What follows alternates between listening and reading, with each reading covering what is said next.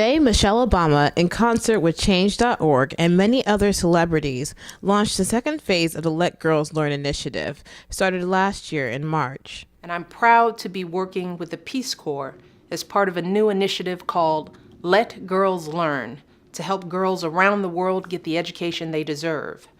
Right now, 62 million girls worldwide are not in school. This star-studded event aims to dominate the airways and iTunes with Diane Warren's new song, This Is For My Girls, dedicated to the movement. And as more schools go up around the world calling for girls' education and girls' empowerment, we had to ask the question, what does girls' education look like? Who's included in the term girl?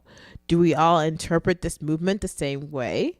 What is done to our curriculum to include notions of empowerment? In summary, what should we be looking for beyond access? And to answer that, we reached out to Dr. Stephanie McCall, an adjunct assistant professor at Columbia University, who has done extensive research on theories of gender and sexuality in education. She talks to us about what a critical approach to girls' education looks like and the disruption that she says should be taking place in the discourse.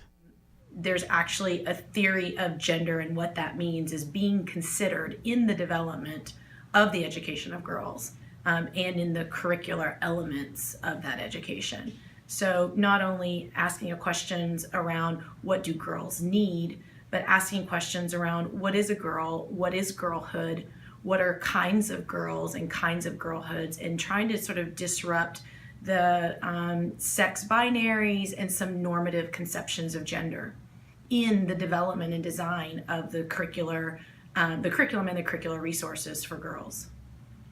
So you asked the question, even thinking about what is girl and what is gender. How do people start to explore that? That it's really interesting. I think I was telling you about another project that I was just recently on, where we were writing a curriculum for 6th grade poetry and short story unit titled Disrupting Girlhood.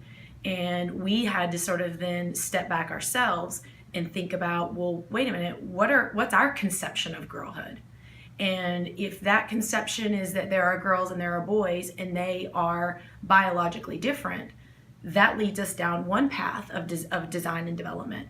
But if we have another theory of gender, that is, there aren't just girls and boys, there are lots of different kinds of girls, there are lots of different boys, there are transgender children, then it widens the understanding of how to develop and design this curriculum. Because Dr. McCall says her research does not say all girls' schools are good or bad, but that it takes a critical look at designing girls' curriculum so that it does not indirectly track them into domesticity, or what some would call pink-collar careers, such as secretaries, receptionists, or preschool teachers.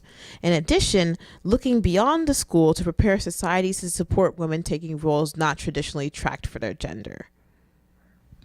And you've worked with some teachers in different schools and making them kind of think about their own, ideas of what gender is and what gender roles are. What has been the response from those teachers? Yeah, I've worked in private all-girls schools, and I've worked in public all-girls schools, and it's been really interesting working in public single-sex schools because it's such a big movement these days, and it has been for the last 10 years.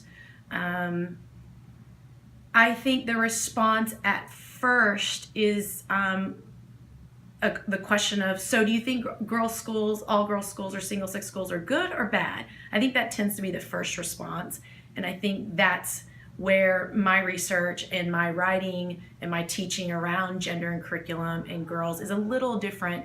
That's not really the question I'm asking. The question I'm asking is, what are the normative notions of being a girl, and how can those be disrupted? So teachers are they're actually very open to it. I think some of the places I've been conducting research, they've actually wanted that kind of thinking, that critical perspective to for both professional development, but also to analyze their own curricular resources. So I think at first there's a little bit of hesitancy around, so what are you saying? If this is a good thing for girls or a bad thing for girls? And I think then once we sort of end up in conversation, or they sort of understand a little bit more about the approach that I'm talking about, I think they are very open to really critiquing their own work. And that's really what I'm asking for people to do who are designing these programs for girls or schools for girls. What does it mean to design a program for a girl? Historically, when you design things for girls, they ended up in classes around domesticity.